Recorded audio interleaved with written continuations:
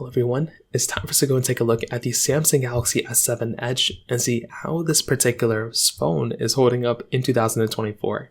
Now, the funny thing is with the Samsung Galaxy S7 Edge, I actually liked this phone a lot when it first came out. I thought it was a pretty cool phone, and I did end up buying, I don't remember if I bought this one when it first came out, but it was a very, very good device that I actually liked a lot. But unfortunately, this phone shortly got overshadowed from, as far as I can tell, with the device, like the Samsung Galaxy S8. The S8 was a completely different device. I love that phone a lot. The S7 Edge was a good phone, but because Samsung quickly moved on from this type of design with the home button and everything, we were kind of already outdated when this phone was a year old, which is kind of a problem. So that was kind of a problem when you're getting this device, but regardless, I probably wouldn't recommend buying this particular phone anymore, but there are some other phones I would highly recommend buying, and those will be linked down in the description. You can get that from there, and you can help support the channel at the same time. Now, starting off with the outside of the Samsung Galaxy S7 Edge, this particular phone on the front has a 5.5-inch Super AMOLED display on it. Now, it's a pretty good looking panel, and I definitely do like this panel a lot. It's a curved panel and a curved screen, which is something I actually liked for a long period of time. I don't know why, but I actually liked the curved design of the glass a lot. I think it gave it a different type of, layout, and it made the, bezel on the sides super, super thin. But since then, the bezels have already become so thin, so it's not really the biggest deal in the world. But I will still tell you, with this type of design, definitely I like the way it looks. And if I'm going to go and kind of look at some sort of panel, this one definitely looks like a very, very good display for the most part, which is something that's really cool. Now, it's a 60 Hz panel, so it's not anything crazy, but still totally fine. You have the top bezel and the bottom bezel on this particular device, which is a pretty big thing too, because a lot of people probably don't want these massive bezels. And that was kind of the problem, in my opinion, when I was going through and buying something like the Samsung Galaxy S7 Edge, because by the time this thing was 1 year old, this thing was already outdated. The design just really wasn't that great. And that's kind of the problem, right? When you're going through and buying a device, you probably don't want it to be severely outdated by the time you buy it. And that's kind of the problem with this device, because the Galaxy S8 already looks so much better than this thing. Now, on the bottom, you're getting a micro USB port, which is great, headphone jack, and you're getting a micro SD card slot on this phone too. Now, I will tell you, the other problem I would say with this phone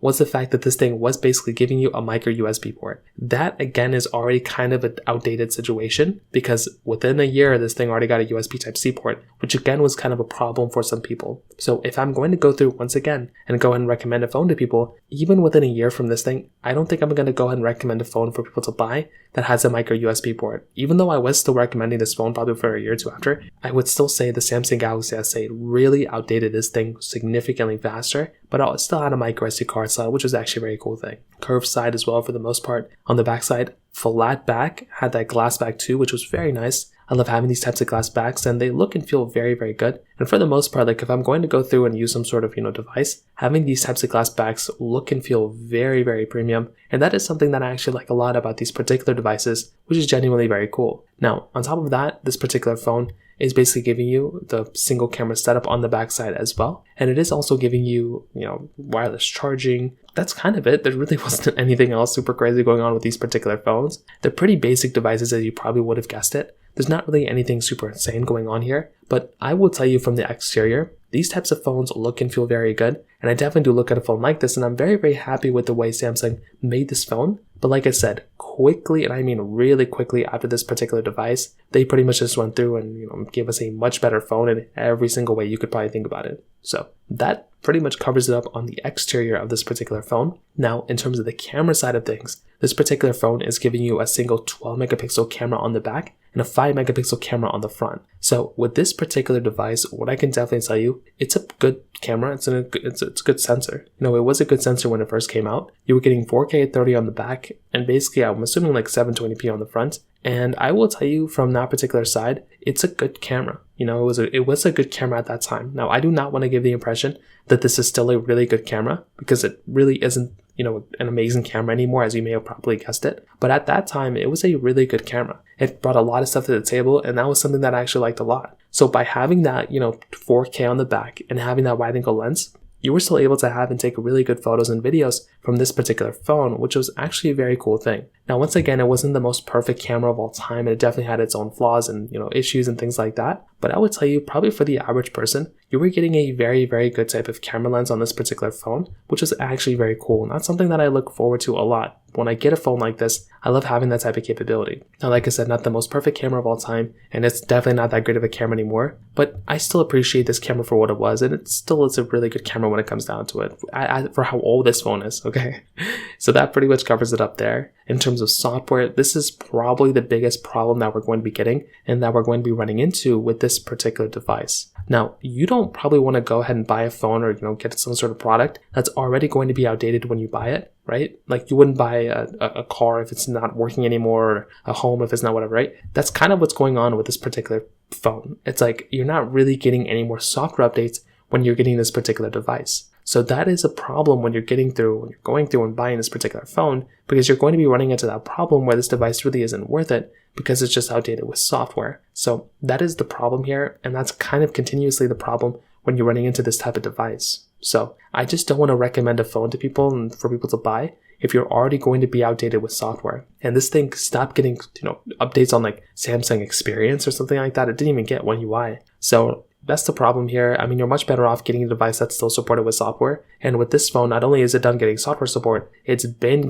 done getting software support for years and years and years now. So again, that in and of itself is a problem. It's a no-go. I would not recommend buying this device from that particular perspective, from a software experience perspective in and of itself. From a performance side, this phone is giving you that Snapdragon 820 chipset with 4 gigabytes of RAM. Now, I think 4 gigabytes of RAM isn't even like a terrible amount of RAM to have on an Android phone. If you're doing pretty basic stuff, like if you're just like checking out your notifications, if you're loading up Instagram and stuff like that, you could still have probably a decent time on, 4 gigs of RAM. It's that chipset and it's the low amount of RAM combination that just really it's just not really doing this device any favors, which is kind of a problem. So it's just a combination of so many things, and constantly having to click that home button to go back home can also be kind of annoying because it really isn't that instantaneous. It definitely takes some time when you click on that particular home button for it to go ahead and basically like register that you're clicking the home button and then close out of it. Like that can also be kind of an annoying thing going on for some people as well. So if I'm going to go through and continuously do that, I mean, that can be kind of an annoying thing. And I doubt the average person wants to run in and do something like that